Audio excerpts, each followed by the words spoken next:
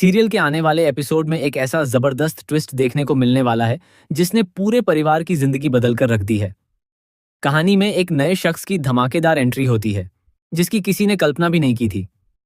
उसकी एंट्री के साथ ही कई ऐसे राज सामने आने लगते हैं जिनसे घर का माहौल पूरी तरह बदल जाता है।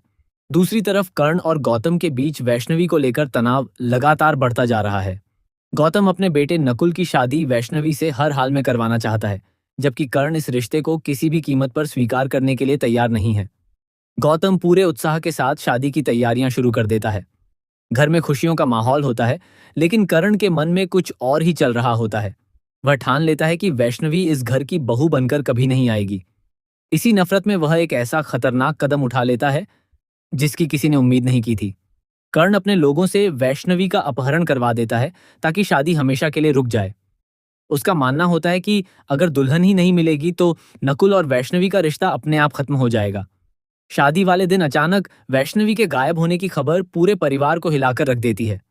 तुलसी सबसे ज्यादा परेशान हो जाती है। वह बार बार वैष्णवी को फोन करती है, लेकिन कोई जवाब नहीं मिलता। पूरा परिवार वे अलग अलग जगह उसकी तलाश में निकल पड़ता है। इसी बीच कर्ण मौका देखकर सबके सामने वैष्णवी के चरित्र पर सवाल उठाने लगता है। वह कहता है कि उसने पहले ही चेतावनी दी थी कि वैष्णवी इस घर की बहू बनने लायक नहीं है और अब वह किसी के साथ भाग गई है।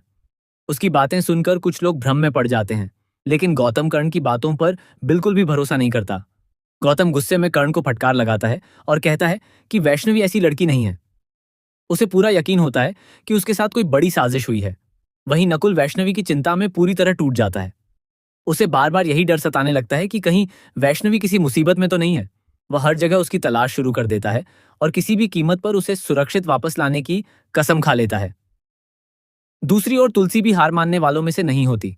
उसे महसूस होने लगता है कि इस पूरी घटना के पीछे घर का ही कोई व्यक्ति शामिल है। वह हर छोटी बड़ी बात पर ध्यान देना शुरू करती है। धीरे धीरे उसे कर्ण की हरकतों पर शक होने लगता है।